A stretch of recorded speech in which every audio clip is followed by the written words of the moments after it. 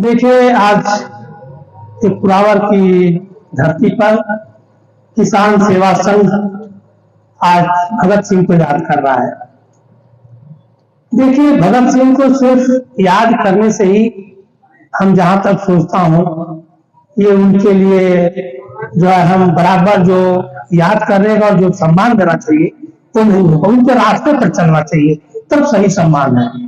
दूसरी चीज, मैं भी किसान का ही बेटा हूँ, किसानी में ही रहा हूँ। यूपी बिहार के बॉर्डर पर एक गरीब किसान परिवार में था।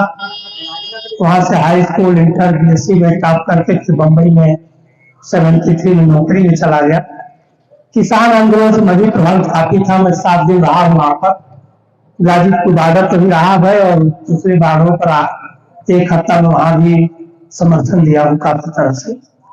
एक चीज बता दूं, किसानों के बारे में सबसे बड़ा यह है प्रॉब्लम हमारे यहाँ देश में कि आज हमारा देश जो भी समृद्ध है, चाहे किसी भी तरह से जीडीपी में, चाहे विश्व में कहीं भी किसी भी रूप में, आज एक स्टैंड बना हुआ है, खड़ा हुआ है विश्व के मामले में, तो सिर्फ किसान की वजह से है। कोई ऐसी चीज नहीं है जो कि हम पूरे के पूरे जो है अपने ऊपर आत्मनिर्भर है। हमारे से बहुत सी विडंबना है। मैं तो टेलीकॉम में इंजीनियर रहा हूं, वो भी इलेक्ट्रॉनिक्स पे। मुझे भारत सरकार का जो है संचार से अवार्ड मिला हुआ है टेलीकॉम इंजीनियरिंग के अच्छे काम करने से। मैं विजिलेंस में 7 साल रहा, वहां अवार्ड मिला हूं। सीबीआई में 2 साल रहा, वहां भी अवार्ड पाया हूं। पूरी लाइफ मैंने संघर्ष करते पता नहीं कर, जहां भी गया वहां नंबर 1 पर रहा। तो किसान के बारे में बता दूं कि आज जो हम चंद्रयान की बात कर रहे हैं, हम टेलीकॉम जो है, आप टेलीकॉम की कोई भी चीज देखिए, जितने भी एक्सचेंज है आज 50 साल से आज तक भी सब विदेशों से मंगाए जाते हैं। आपकी जितनी मोबाइल है सब विदेशों से आती है, हम खाली असेंबल करते हैं। एक तो सिंपल चिप होती है ना, एक माइक्रो प्रोसेसर, एक चिप बनाने के तकनीक हमारे देश में आज तक नहीं है। हम बड़े बड़े हुआ हाँक रहे हैं, हम विश्व में कहाँ है क्या, लेकिन टेलीकॉम में इलेक्ट्रॉनिक्स में हम जीरो है। तो जो 25-30 की घड़ी में मिलती है ना हाथ पे, तो भी हम बनाने के लायक नहीं है। ये जो चाइना से आता है ना घड़ी, ये भी हमारे यहाँ बनाने के, हमारे यहाँ चिप बनाने की टेक्नोलॉजी नहीं है। ये सब हम चंद्रयान भेजे है ना, चंद्रयान में हमारा कोई खास योगदान नहीं है। सब विदेशों से टेक्नोलॉजी है, देशों के इंजीनियर आते हैं, तो गाइड करते हैं, एडवाइस करते हैं और हम फिर उनकी नकल करके काम करते हैं। अब सोचिए कि हमारे देश में क्या चल रहा है। पब्लिक मनी बोलते हैं कि प्राइवेट लिमिटेड कंपनी जो पब्लिक से पैसा लेती है और बड़ी बड़ी कंपनियां चलाती है। पब्लिक का मनी लेकर के, जैसे कि रिलायंस है, पब्लिक का पैसा लेकर और कोई कंपनी कारखाना खोलता है तो उसको ये प्रतिबंध होना चाहिए कि भाई तुम फलाना चीज बनाओ, तुम मोबाइल बनाओ, तू गाड़ी बनाओ, तू ट्रैक्टर बनाओ, तू सब चीज बनाओ। लेकिन हमारे यहाँ पब्लिक का पैसा लेकर सब्जी बेच रहे हैं, माल खोल रहे हैं। ये कितना बड़ा दुर्भाग्य है। कहां जाएंगे? जहां देखा कि सस्ता है, भाव कम मिल रहा है, बेवकूफ बनाया जा सकता है, वहां लोग घुस जा रहे हैं। अब किसानी में जैसे कि आप देख रहे हैं कि अंबानी रिलायंस फ्रेश खोला है, सब्जी बेच रहा है, आलू बेच रहा है, प्याज बेच रहा है। अरे उसको बोलो भाई तुम पब्लिक का पैसा ले, तुम मोबाइल बनाओ, मोबाइल की मैन्युफैक्चरिंग करो, चिप की मैन्युफैक्चरिंग करो। लेकिन नहीं, सच बताता हूं, हमारा देश आज जो कुछ है सब कुछ है। यही नहीं, हजारों करोड़ रुपए हमारे देश का जो है सिर्फ जो है इंपोर्ट में मोबाइल में जा रहा है। हम कहां से भरपाई कर रहे हैं? एग्रीकल्चर से। आप सोच सकते हैं कितना पैसा हम विदेशों में जा रहा है मेरा, सिर्फ मोबाइल का, इलेक्ट्रॉनिक्स टेक्नोलॉजी का। ये जो सेटेलाइट हो रहे हैं, सेटेलाइट छोड़कर टेलीकॉम के जितने एक्सचेंज खोल रहे हैं, जितने मैं तो काम किया हूं ना, इधर में एक्सचेंज के साथ उसका स्कूल और सीनियर तक आती है भाई, उनके इंजीनियर आते हैं, इंस्टॉल करके जाते हैं। जो अंदर है उसको पता है कि हम कहां हैं। तो सच के तो हम आज स्टैंड है, हमारे लाखों करोड़ रुपया जो आप देखोगे, जब सर्वे करो ना, तो किसमें पैसा जा रहा है। हम जो बाहर से एक्सपोर्ट कर रहे हैं ना, टेक्नोलॉजी, इलेक्ट्रॉनिक्स, हर चीजें, उसको भरपाई हम किसानी से कर रहे हैं। अगर किसान आज है, हमारे देश की सबसे बड़ी समृद्धि इस समय किसानों की है, और उस पर जो है किसी की नजर लगी है कि जो सबसे ज्यादा बेनिफिट और प्रॉफिट देने वाली जो मार्केट है उस पर कब्जा किया जाए। इसी के लाकर किसान कानून बना था। ये बहुत बड़ा देश का दुर्भाग्य है। अरे जहां हम जीरो है वहां क्यों नहीं स्टार्ट हो रहा है? हम इलेक्ट्रॉनिक में जीरो है, हम बता दें आपको चिप होने की तैयारी नहीं कर रहे, तो चिप वो माइक्रो प्रोसेसर हमारे देश में आज तक नहीं बनता है, कोई नहीं बना रहा, लेकिन कंपनी नहीं है। आपके हम खुद गए हैं एक बार, ये इसके फ्रांस के टेलकम कंपनी से जो है ये लंकापुर में कारखाना खुला, ITI वैली में खुला, इलेक्ट्रॉनिक्स का बड़े खुला, सब खोल हो गए। कोई काम ही नहीं करना चाहता है, कोई ईमानदारी चाहता ही नहीं, हर आदमी लूटने और कमाने में लगा। तो सबसे बड़ी चीज ये जान लीजिए कि हमारा देश आज जो भी किसी भी चीज में पूरे विश्व में टिका हुआ है तो किसानी के बल पर है। किसान ही जो है इस समय सब कुछ है, हमारे देश का धरोहर है, हमारे देश की प्रगति में जो है यही बाधक, वही जो है सब तरह से खुशहाल बना है और उसके साथ भरपाई कर रहे हैं। अब सोचिए कि हम पेट्रोल डीजल बाहर से मंगा रहे हैं, इलेक्ट्रॉनिक्स मंगा रहे हैं, इक्विपमेंट मंगा रहे हैं, बड़े बड़े आपके मेडिकल जो औजार है, मशीनरी है, सब कहां से? बाहर से ही बना रहे हैं। संभव भले कर रहे हैं लेकिन कंपोनेंट नहीं बनाते हैं, कंपोनेंट सब बाहर से आ रहे हैं। तो ये हमारे लिए बहुत बड़ा दुर्भाग्य है। इसके लिए अब हम लोग तो यहाँ इसकी चर्चा भी नहीं कर सकते, क्योंकि हम लोग को बस की चीज है नहीं कि हम उसको क्या संदेश दें और क्या कहें। दूसरी चीज, मैं भगत सिंह के बारे में थोड़ा सा, कहीं कहीं अगर आप SC/ST का दूल्हा चला गया मंथन करने शादी में तो उसको मार पड़ रही है, मार पड़ रही है। हाँ बताइए, जो देवी देवता भगवान इंसान के छूने से अपवित्र हो रहा है, क्या वो भगवान हो सकता है? हाँ या ना बताइए आपको, मैं सबसे पूछना चाहता हूँ, बताइए, मैं हंसते क्या है आपको? भगवान हो सकता है? बताइए, जो इंसान के छूने से अपवित्र हो रहा है, देवी देवता भगवान, क्या भगवान हो सकता है? मैं गलत बोल रहा हूँ, सही बोल रहा हूँ? हम क्या नालायक लोग नहीं है कैसे को भगवान मान के चले हैं? हमारी मूर्खता नहीं है, हम जानते नहीं कि भगवान कौन है। ये तथाकथित जितने भगवान है दुकान है। हम गांव में देख रहा हूँ, किसी मंदिर में पैसा नहीं चल रहा है तो भगवान भाग गया और पुजारी भाग गया, कोई नहीं है, कुत्ते बिल्ली घूम रहे हैं, कहां गया भगवान? मान एक काल्पनिक है, पता नहीं, कुछ नहीं है। हाँ भगवान है, बता देना चाहता, भगवान है जो पूरा विश्व मानता है, मैं उसी को मानता हूं। ओशो ने भी कहा है कि नास्तिक ही सबसे बड़ा आस्तिक होता है। ओशो की कहना है कि नास्तिक ही सबसे बड़ा आस्तिक वही भगवान को मानता है। नास्तिक कब होता है? जब भगवान को पहचान लेता है, समझ लेता है, अनुभव कर लेता है, प्राप्त कर लेता है, तब नास्तिक बनता है। आस्तिक बनने के लिए कोई जरूरत नहीं है। आस्तिक बनने के लिए अंधा लंगड़ा लूला कोई भी आस्तिक बन सकता है, लेकिन जब तर्क बुद्धि करेगा वही नास्तिक बनता है। आज तक विश्व में जितने रिसर्च है सब नास्तिकों ने किया है, किसी आस्तिक ने कोई रिसर्च नहीं किया है, वो सिर्फ घंटा बजाया है। ईश्वर है, ये जो देख रहे रात को सोते समय देखे लाखों करोड़ों तारे चमचमाते मिलेंगे, ये लाखों करोड़ों सूर्य की तरह है तारे, उसमें हम एक सूर्य परिवार है। हम किस परिवार में रहते हैं? सूर्य के परिवार में रहते हैं। सूर्य परिवार में कौन है? पृथ्वी है, चंद्रमा है और 9 ग्रह है। एक गुरुत्वाकर्षण के कारण एक दूसरे का सूर्य का चक्कर लगाते रहते हैं। सूर्य स्थिर है, पृथ्वी चलती है। हमारे वेदों में क्या लिख दिया है? पृथ्वी अचल है, सूर्य रथ के साथ चलता है, थकता है, आराम करता है, रास्ता भी भटक जाता है, कौतुक देख भुलाए पकड़ना, रथ समेत रवि थाक रामचरितमानस में है कि सूर्य रथ के साथ चलता है, थक जाता है, आराम करता है, रास्ता भी भटक जाता है। जब अयोध्या में रामचंद्र जी पैदा हुए थे तो सूर्य भगवान कौतूहल को देखते एक महीना वहीं टिके रह गए। भैया एक महीना वहां टिके रहे, एक महीना रात कहाँ हुई बताओ, ये भी तो बता दो। क्या घोषणा हम लोग पढ़ रहे हैं, बच्चों को पढ़ा रहे हैं। तो ये कह रहा था कि सूर्य के परिवार में रहते हैं। आप सोचे कि कितना बड़ा पृथ्वी जो है 24 घंटा में अपनी जगह पर एक चक्कर लगाते दिन रात बन जाता है, और जब पूरा सूर्य का एक चक्कर लगाती है तो मौसम बनता है। 12 महीना 365 दिन में फिर अपनी जगह आ जाती है। तो इतनी स्पीड से चलती है। तुम्हारा जो चाक है ना वो भी फेल है। तुम्हारा का जो चाक देखे है ना, जब फुल स्पीड में चलता है ना तुम्हारा का चाक, वो भी पृथ्वी के स्पीड से कम है, इतनी स्पीड से चलती है। गूगल पर आप देख लीजिए, उसमें आता है एक रिसर्चर जो है अंतरिक्ष पूछता है भाई कैमरा लगा करके तो पृथ्वी घूमते हुए दिखाया है, कितनी स्पीड से घूमे हमने देखा है। आप बताइए कौन सा पेट्रोल और डीजल चलता है उसके साथ, कैसे पृथ्वी चल रही है, चंद्रमा कैसे चल रहा है, नवग्रह कैसे घूम रहा है, कौन सा डीजल और पेट्रोल लगा है? नहीं, एक ताकत है, एक शक्ति है, वही ताकत वही शक्ति, उसी को हम नेचर कहते हैं, प्रकृति कहते हैं।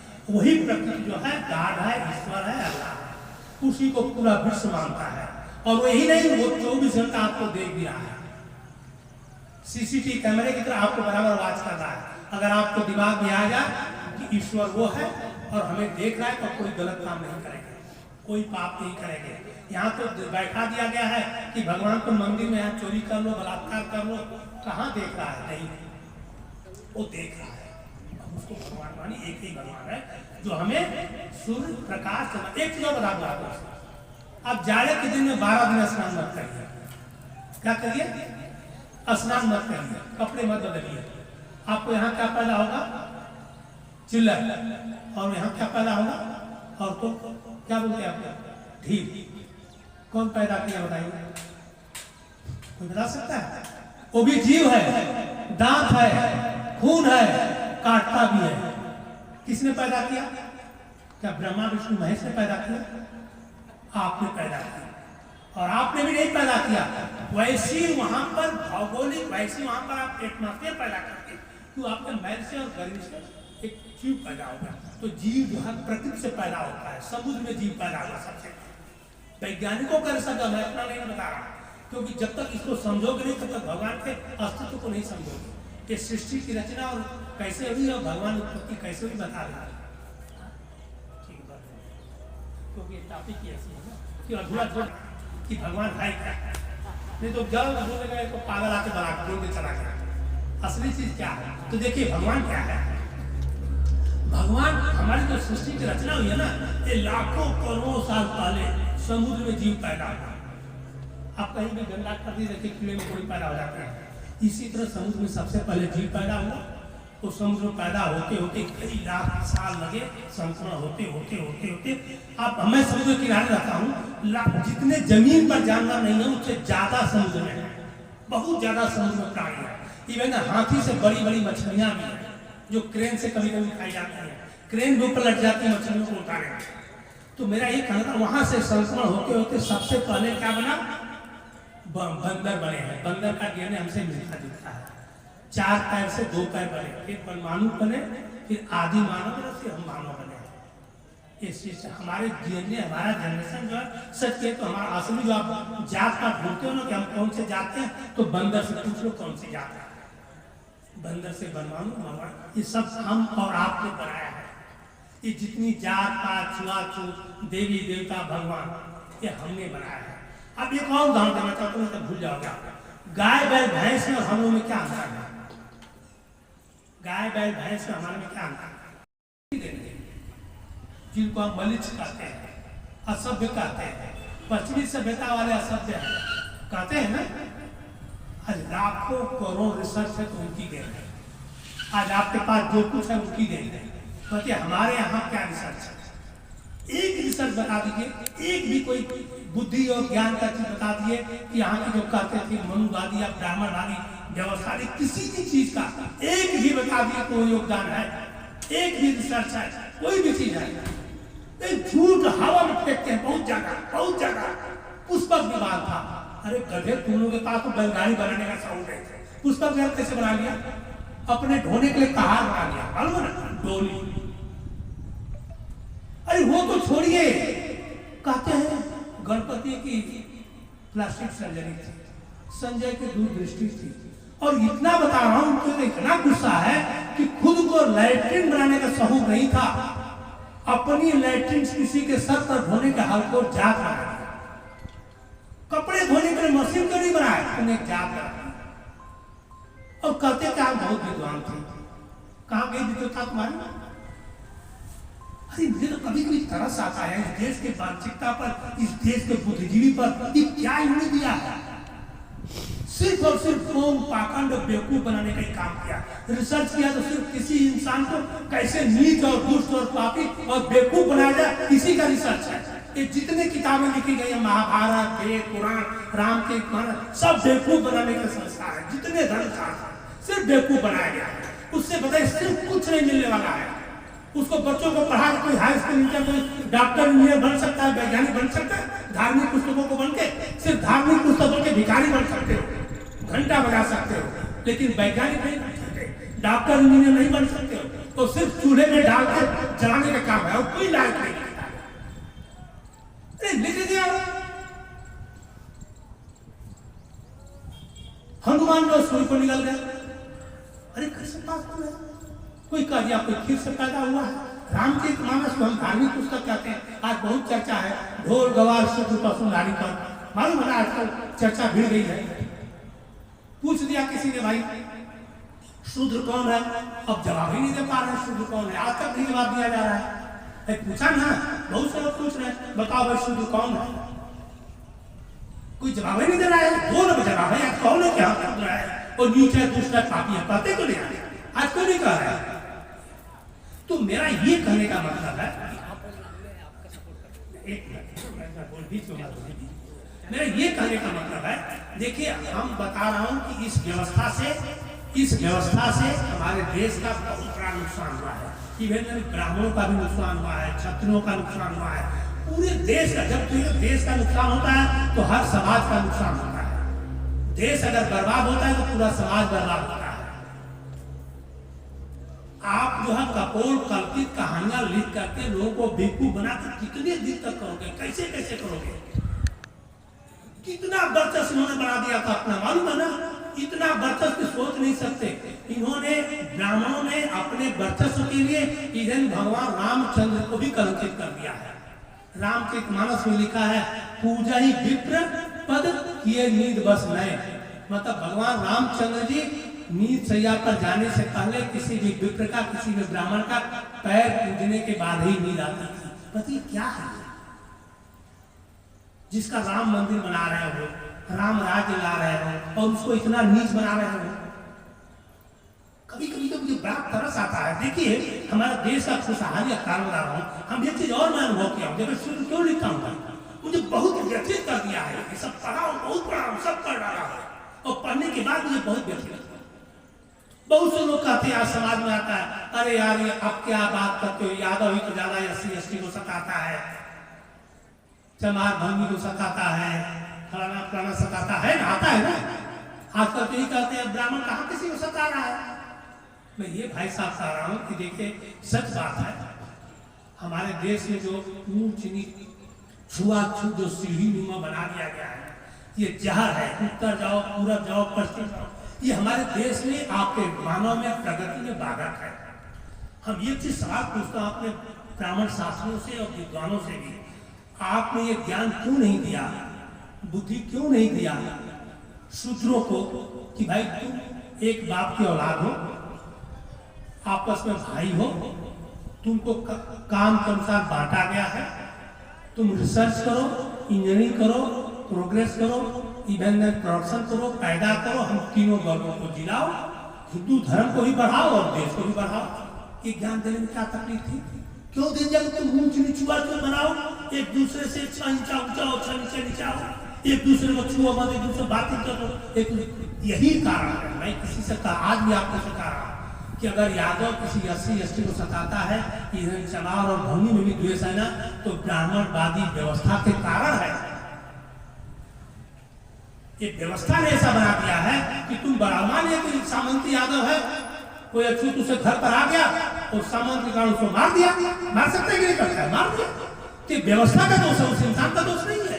ये व्यवस्था पर लात मारना है। ये व्यवस्था के कारण हम और आप किसी से भेदभाव बनाते हैं। हम व्यवस्था को क्या किया हूँ, मैं जरा भी नहीं भेद बनाता हूँ, लेकिन हर इंसान इस व्यवस्था से पागल है। हर व्यवस्था में भरा हुआ है। हर आदमी अपने को उच्च समझ रहा है, अपनी जात को उच्च बना रहा है, छोटे को नीच बना रहा है। हर आदमी गर्व कर रहा है हमारी जात ऊंचा है, हमारी ये नीच है, हम ऊंचा है, ऊंचा है, ऊंचा। कहाँ के ऊंचो भाई, कैसे ऊंचो बताओ तो, कोई तो मापदंड बताओ। कोई मापदंड नहीं है। बस झूठ मूठ का ढकोसला जो है हमारे और आपके दिमागों में भर दिया गया है और हम और आप उसको लेकर हो रहे हैं। इससे पूरा देश का नुकसान हो रहा है। मैं कह रहा हूँ बहुत से लोग हमसे कहते हैं हमारे तो कितने ब्राह्मण फैन हो गए हैं, कहती है तुम बहुत अच्छा काम कर रहे हो, इससे बहुत से लोगों का, बहुत से छात्रों का, गाँव बहुत से लोगों का, बच्चों का भी नुकसान हो रहा है, पढ़ाई लिखाई में नहीं पढ़ रहे हैं। ये पूरे देश की बर्बादी है भाई, ये सब छुआछूत भेदभाव ऊंच नीच। हम देखिए एक चीज का देना चाहता हूँ, जो इंसान